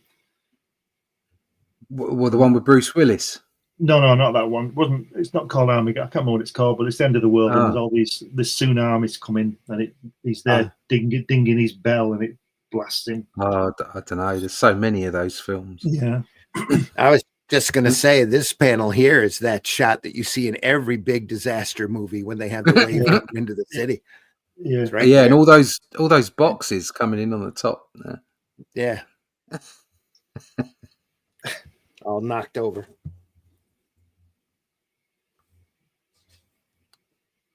Look, the water, it's receding, evaporating from the unbearable heat. There'd be a lot of steam. Oh, look at that. It ended. It ended. Yep. It ended. They went in and it just went poof. Is that just like a little puff of smoke? Yeah. Poof. Poof. And then the whole thing was just a joke by aliens at the end or something. Class dismissed, yeah. Look at that. Sounds from another world. That's fantastic, isn't it? Yeah. And that is my story, children. That planet was known as Earth. It is not in your textbook maps of the solar system because it exists no longer. But I am and other elders here on Mars exists. Oh no, we remember it well, glowing brightly in our southern skies. Well, that's all for today. Class dismissed. Just in time for the sounds from another world. Zach, look at that. Those lines. How did they do that? Because that's got an incredible glare on it.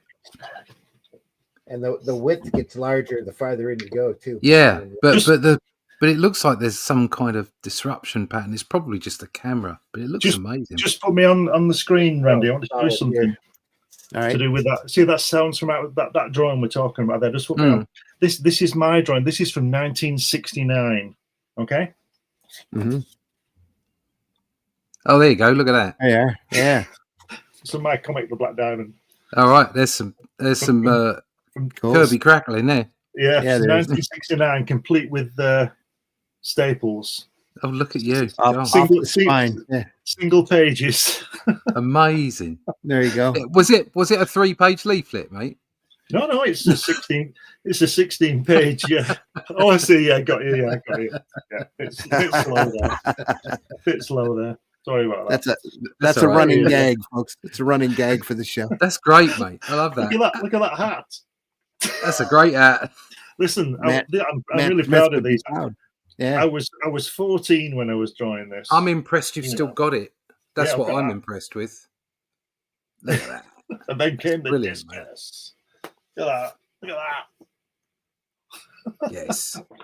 Yeah, that's this. I've got loads of them. There's Great loads stuff. of copies of it. There we are. I should publish them, You should. but maybe I won't. Anyway, let's get back to something good. Sounds from another world.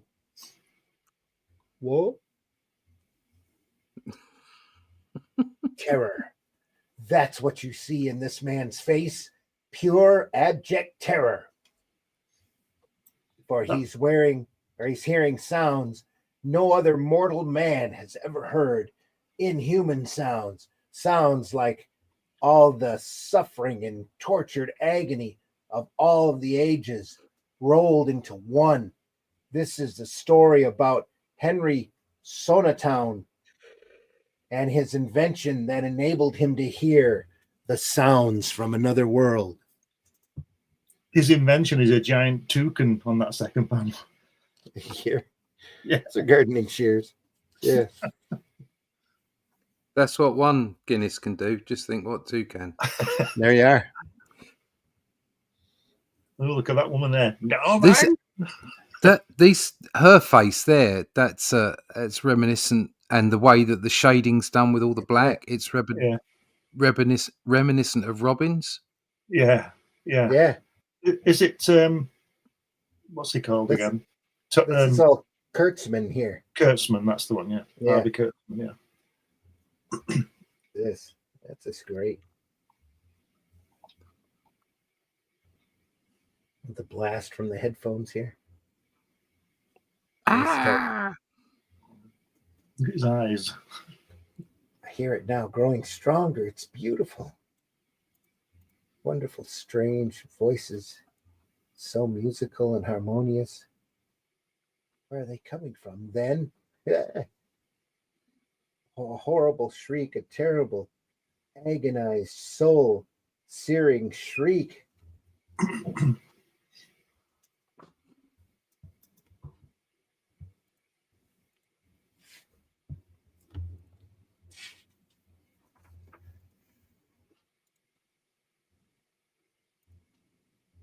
That's crazy. Man.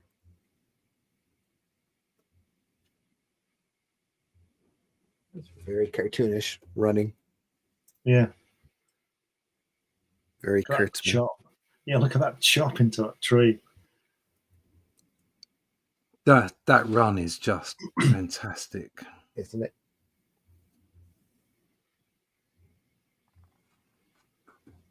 Yeah, I see what you mean. Chop. Chop. He's not having much fun, this guy, is he? It's not. Yeah. Oh, chop. Is it? Can he hear the plants? Yeah. That's what he's hearing, isn't it? Probably, yeah. Because love this.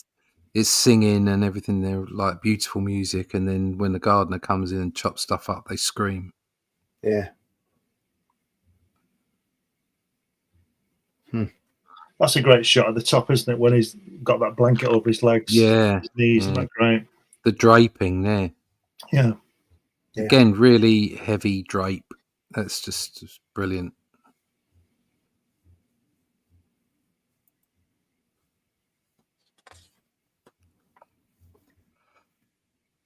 It's getting darker the farther along we go. Yeah, but not the mistake. The axe is in the other way around now. Oops. Ooh. Unless they're looking at it from the other side. Not well. Turn back and you'll see what I mean. It should be the handle should be on the other side, right? Oh, I see what you're saying. Yeah, Yeah, yeah. handle It should should be. be- Yeah. Yeah, if you went the other way round, you'd have a different view, wouldn't you? Yeah, the handle should be first. So Uh, he's rubbish, that Kurtzman, isn't he?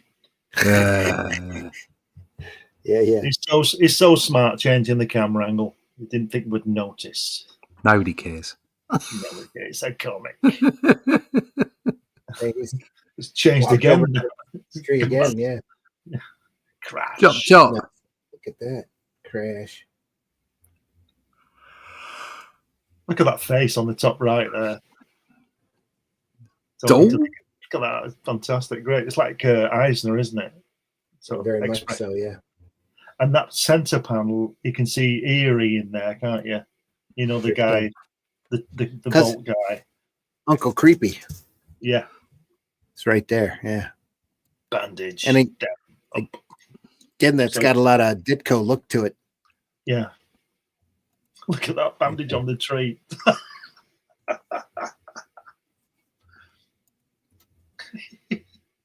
There, the tree is all bandaged. Now let me have the axe and we'll go home. It's like, the story. Oh. Years ago. But since then, I have developed a technique to hear the trees and flowers even without a machine. I talk with them all day long. That's why you mustn't cut the hedges. You'll hurt them and they'll cry. Hey, Professor. He's in the sanitarium. Come on, Professor. Time to eat dinner. Meat. I will only eat meat. I'm a meatitarian. I refuse to eat plants. They are my friends. Is it called Batgate Sanatorium? Yeah, That's where the It Joker is. is, isn't it? Batgate. Batgate.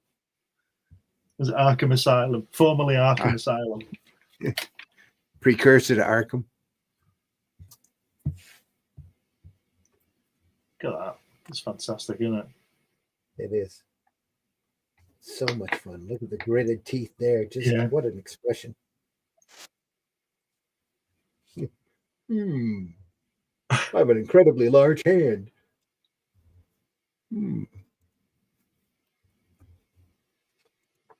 Anyway, failure. There's suspense stories, another advertisement for Hana Fear, and picture stories from the Bible Wow.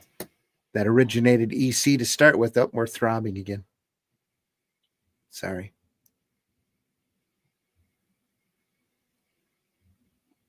There we go. Wow. That adds in all of the early EC books. Mm. It's one of the I think it was the biggest reprinted comic of all time until Star Wars in '77. Wow. Picture stories from the Bible. Yeah. All the Christian bookstores had it for years, decades.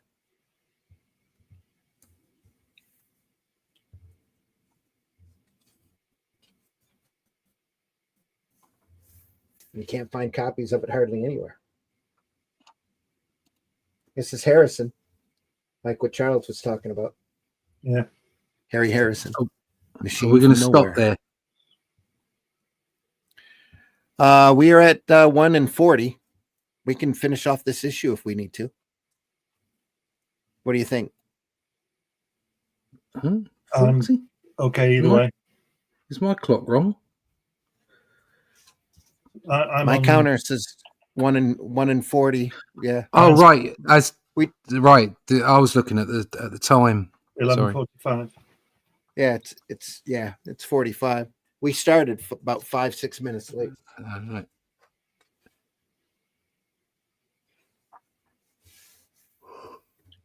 So this is Harry Harrison artwork as well as the writing. Yeah. I'm not sure if he wrote these. I think Gaines and Feldstein wrote the majority of these. He might have just been the artist on this. Odd style, this one. Yeah. So he doesn't stay around for very, very long. Harrison. Sorry, that was me. Apologize.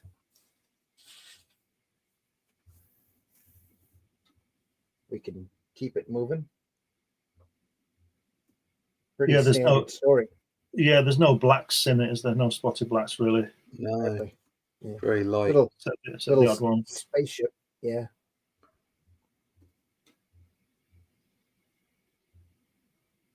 Okay. The camera's doing it again. Jack Kamen. I'm wondering if it was the style that was doing it, because there wasn't enough black in it. Yeah, I don't know, enough to It's focus not- on, maybe. It's not doing it now. wasn't diverse enough. Oh no, I'm sorry. This is angles. I'm thinking. Yeah. Oh. Oh, he's a mechanical man. Oh, it's the guy in the cover. Jack Kamen. Yeah, it's got an open window there for a chest. That's definitely. It looks like Kamen, but it looks like Graham Ingalls went through and inked it. Because look at that feathering work. That's Ingalls right there. Not a doubt. Wasn't But the Graham faces- Ingalls? Wasn't Graham Ingalls in Little House on the Prairie? It's Laura Ingalls.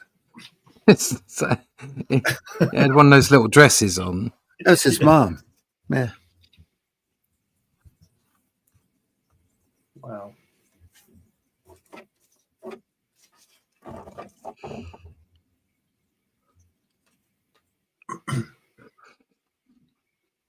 This line work here. It's all line work.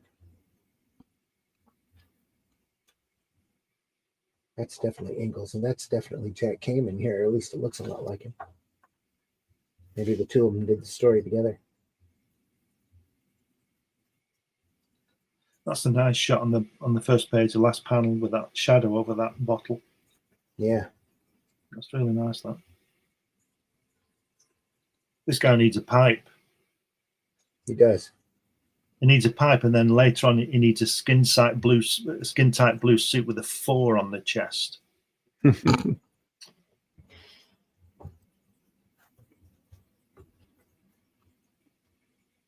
Just because of his gray temples there. Yeah. Yeah. Yeah. So he's made this robot in this to look like him. Yeah. And now he's taken over his life. Oh, no. He is for Apple.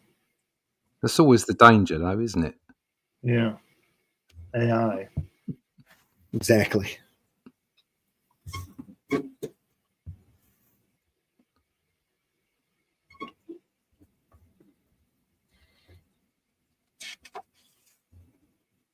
It's nice stuff. That's Yeah, just, it's I keep going back to that panel. It looks really Yeah. good. It's fantastic, isn't it?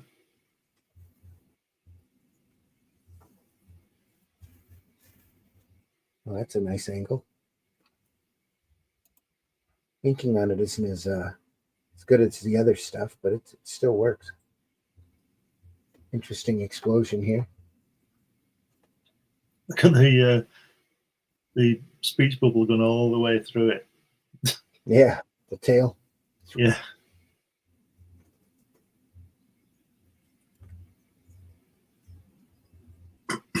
And not a mechanical tint inside. Dr. Einheim instead of Einstein. Einheim, a product of your genius.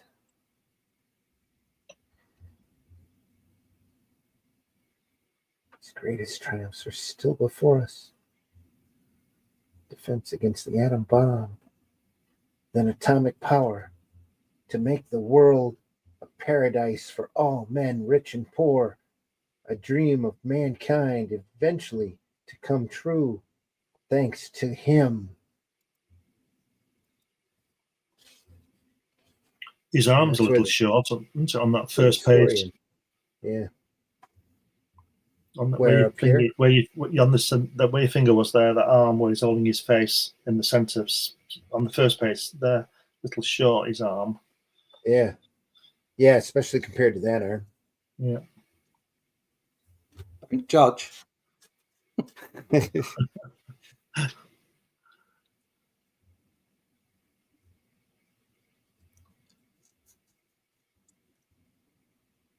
Yeah, and that's it for the issue.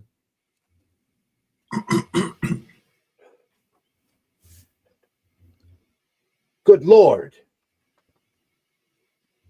These science fiction programs are certainly becoming ridiculous.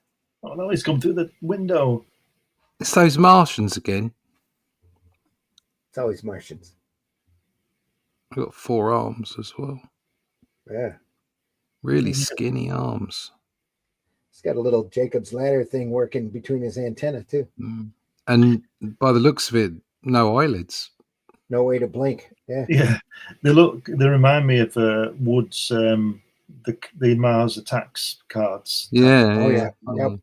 Especially the girl who's got his hands conveniently placed on his shoulders, keeping them warm. Yeah. His hands, I'm talking about. Yeah. Uh-huh. Yeah, this guy's Mr. Surprise, isn't he? Oh, this guy? Yeah. He's constant. Yeah. Yeah. It's Warren Beatty, isn't it? Yeah. Warren Beatty and Madonna. Warren Beatty, Madonna, and Mr. Bean. Hello.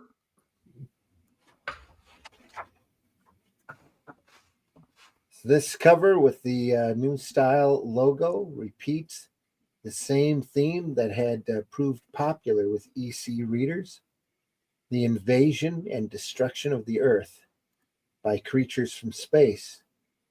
And the lead story, Panic Games, gives a new twist to the Mercury Theater Orson Welles' War of the Worlds broadcast of 1939, and we are treated to some of the first of Feldstein's BEM bug-eyed monsters.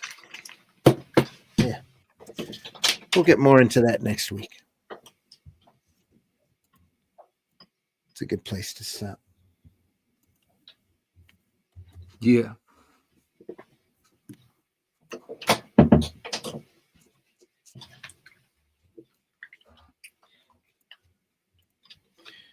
Well, that was what, the first 3 weird sciences I believe we went through.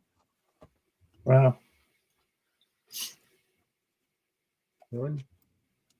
Beautifully colored covers, colored and recolored by Marie Severin. Really? Yeah. Wow. They had her go through, and they ended up using the same coloring system, from what I understand. She went through and recolor keyed all of the covers with that little IMC or CMYK notations or RBG numbers to get the coloring right. First 3 issues of Weird Science, folks. We'll continue on next week with part 2. Yeah. Yes. More fun, more wood. Lots more wood to come. Giggity. Just great stuff coming up. Everybody's style matures and the stories get better, and they start stealing from Ray Bradbury and all sorts of fun stuff. So, Good stuff. yeah. Classic material. It's great. That's brilliant when he's watching him, when they're watching the TV and then he's coming through the door. It's just Yeah. fantastic. And he's been surprised all the way from his planet. He's saying yeah, on that television screen, he's going, "Hello, Mum." Yeah. Well, a good way to do him in is just shine a light at him. So, it's just, bright lights are his weakness. That's all that My space travel he's son had. went to conquer Earth, and all I got was this T-shirt. They should have done, they should have done a mirror of his view, seeing them on the screen. Oh no, it gets very meta. Then it just goes off into infinity. Matt Black says, where's the part where they make the doll into a woman, Kelly LeBrock, and the part when Chad Bill Paxton, RIP, gets changed into a moron? Or did I miss that part? Yeah, you missed that part, Matt Black. Sorry for not, you weren't here in time.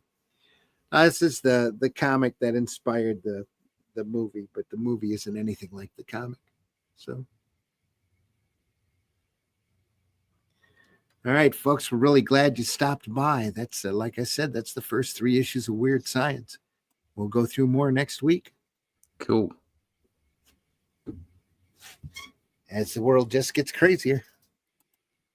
Russ, you want to tell people how they can find you? Yeah, you can find me at, there you go, I'll start my camera. You can find me at russleach.com. If you want to find out more about the Atlantean, go to russleach.com, sign up for the email list. That's pretty much where we're at the moment. It's all the Atlantean. I've got some bits and pieces for other people, but something nice for our editor, Aaron. And he'll show that off at some point. And I did a cover recently for somebody else, but pretty much all my focus is now on the Atlantean and making more and more of those books. And you can get issue 1 and 2 plus the Shadow Kingdom over at fundmycomic.com/theatlantean2. But find out all about everything as it comes, as the news hits. Go to russleach.com and sign up for the email list. You want to see a little bit of artwork? Yeah. If you want to throw it up there, absolutely. Yeah. Let's see. Can you see that one? You can see more on the campaign, though. Fundmycomic.com. Go over there and take a look. There's a nice little sequence of artwork there. Here we go. There's 5 pages there that you can see. So, oh, look at that. It's all inked with a wash, and quite pleased with that. It's just coming out okay. Yeah. Jana's looking a bit surprised because she works out who Cull actually is, and drops to her knees, begging for to be forgiven. So, that's that. Nice drop to the knee shot there. Nice drop to the knee shot. There you go. Okay. So that's it. That's all done. Great stuff. And again, more information on that over at russleach.com. So, and fundmycomic.com. We are on the front page, I believe, 54 backers last time I looked. So, looking real good. Glenn, tell folks how they can find you. Yeah, usual places. If you want to look at my 12 books I've published, go to Amazon. They're all on there, various subjects, science fiction and all kinds of stuff on there, children's books, everything.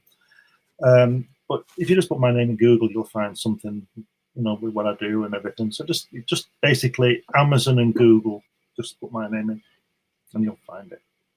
All right. And folks, I've been your host, Randy Zimmerman. You can find my work at Arrow Comics.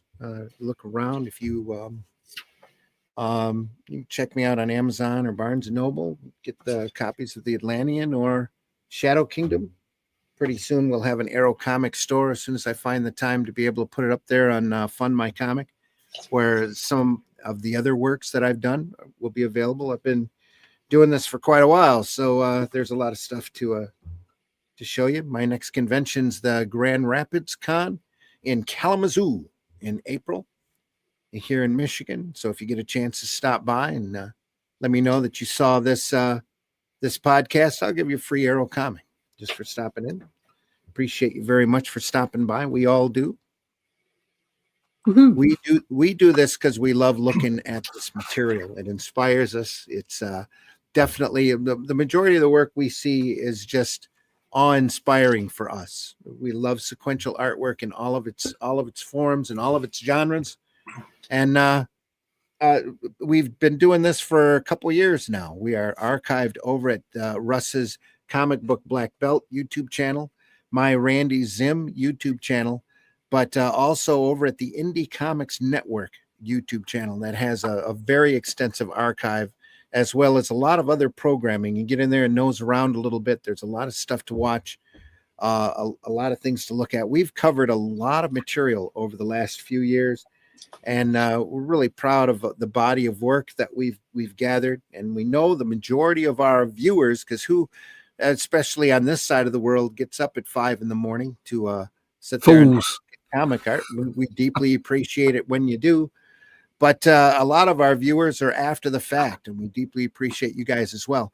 Please, please, please hit that like button. Any kind of comment that you leave us just goes to help our algorithms and to convince YouTube to spread us around, to recommend us to others. If you like this program, please tell others. If you like comics, please tell folks that you like comics. There's so much antisocial talk and infighting in this industry that it's sad, that it's literally hurting the art form. And we need to go around and remind folks of the comics that we read or that we've loved or that we've enjoyed, that are great escapist entertainment. And goodness knows we all need a little bit more of that in this world right now, especially when all of the entertainment out there sucks. Before you wrap up, Randy, can I just show you something quick? Yeah, absolutely can. This is, again, I just want to show you this. This is from 1969, this Black Diamond comic. I'm really, really proud of it. I'm 14. Look at that letter in there. There we go. Yeah, well, Look at that, Glenn King Fleming. Now, it says proudly produced by Rich Ray Ellison, writer and delinator. That was obviously before we knew what delinator meant, but because Ray wrote it. Glenn King Fleming, look at that. Look at that. The artist embellished it. Look at that. Isn't that lettering pretty good for a 14-year-old? Yeah, not bad at all, mate. Yeah. But look at the water damage. See the water damage? It's on the other side. Oh wow, yeah, heck yeah. A little bit of bleeding work. I'm really pleased about that lettering. 14 years old. It's not bad, is it? There you go. No, not bad at all. As long as it's readable, that's the big It's not key, improved much, but it's okay. Christopher, I think that's Cirillo. If I massacred your last name, I apologize. Great topic, great show, guys. Yeah, thanks for watching. Thanks so much for stopping by, and I would deeply appreciate you being here. Sorry, I've got to interrupt you and show you that. Look at that. Look at that letter in there.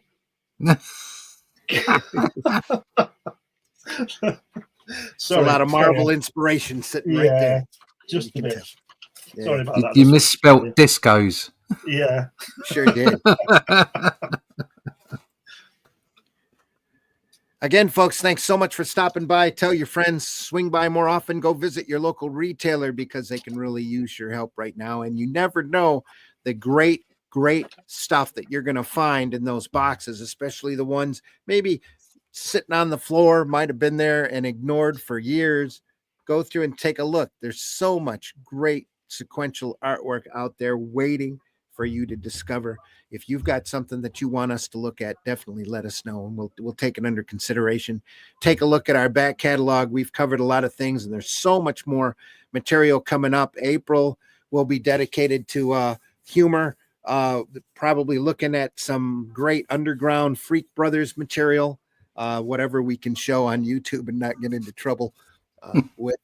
We'll see how that goes. Sipieri. That's serious underground stuff. I was thinking more humor material. Yeah. But again, so many great artists from all over the world combining words and pictures into a fantastic form of entertainment. And we can't stress it enough how much we love it, how much we love you being here, how much we hope you enjoyed this program. And please tell your friends. We'll be back on Sunday. We do this again on Sunday mornings. It's Sunday, 9 a.m. Eastern.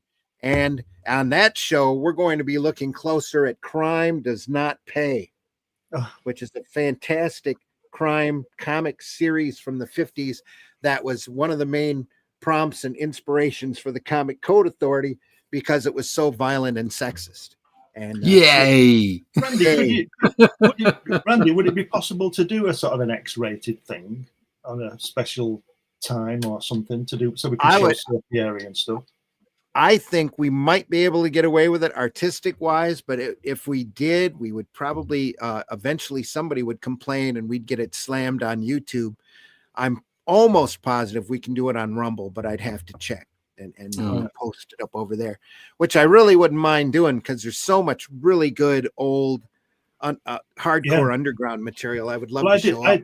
I did an entire issue of Crikey with regard to that, issue 10, which got Jane. It's got Jane from the 40s and that Wicked Wonder and all that kind of stuff. Yeah, Jane was always getting a...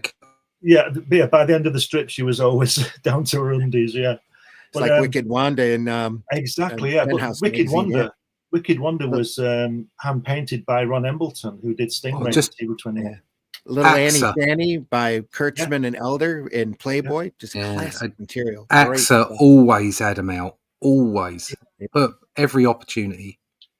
So much great material out there. But what a wonderful artist. I mean, just the art was just so superb. Yeah. I mean, I'd love to show off Ed the Happy Clown and see, because it's so bizarre and so funny and so good.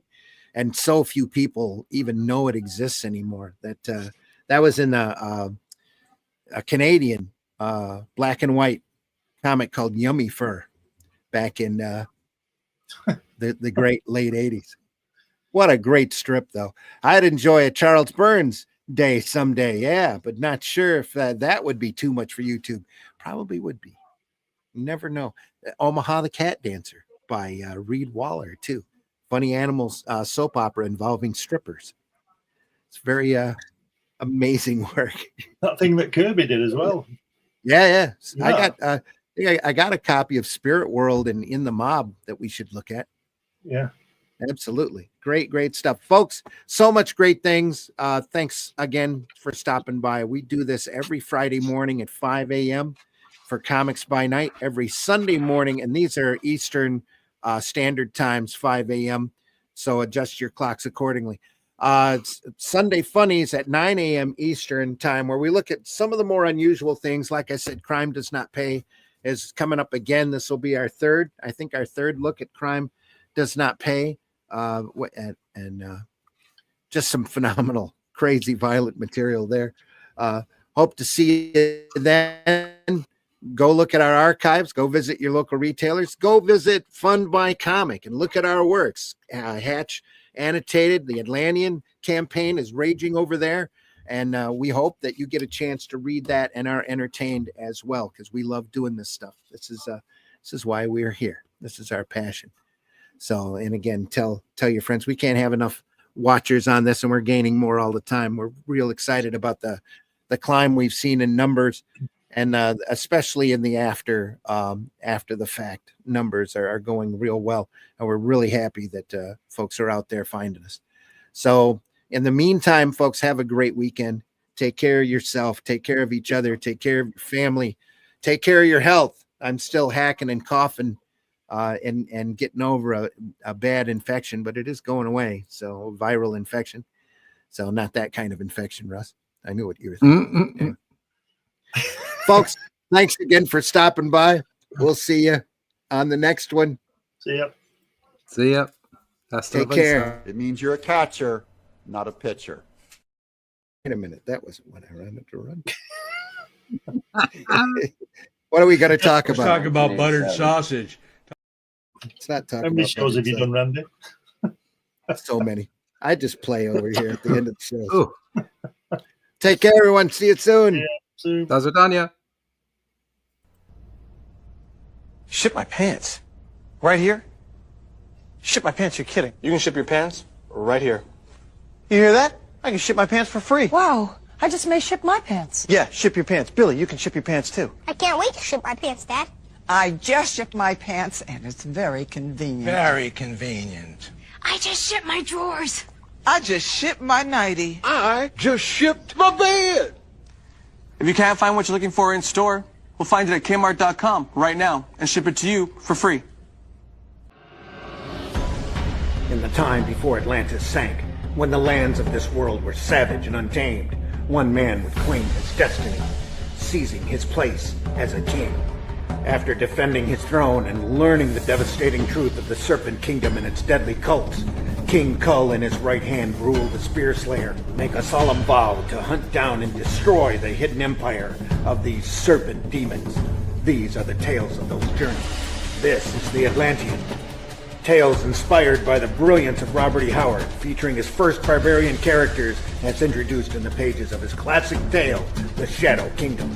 Each volume contains beautifully painted covers and around 50 pages of original black and white art and story, featuring classic sword and sorcery adventures you don't want to miss. Join us on these epic adventures and sign up now for news with the email list at russleach.com. Bring your axe and prepare for battle. Do you draw the Flintstones naked? There's a market for that. Joke's on you, bitch. I love this shit.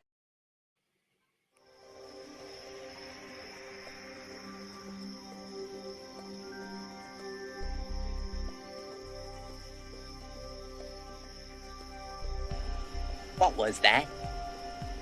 This is not a charade. We need total concentration. Now, once again, this time, with theory. Some men just want to watch the world burn. Can't nobody tell me nothing. How dare you? Get off my lawn.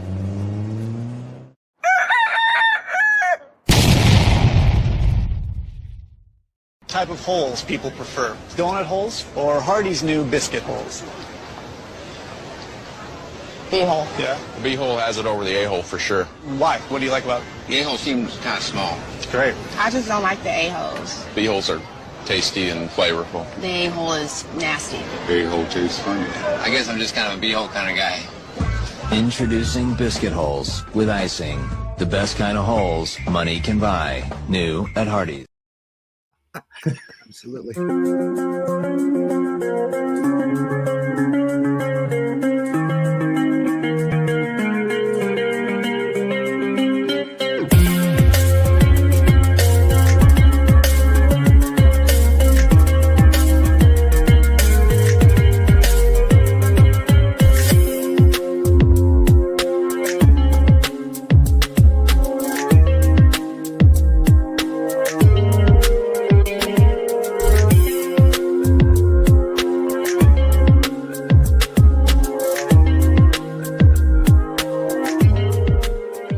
Taste the biscuit, taste the goodness of the biscuit.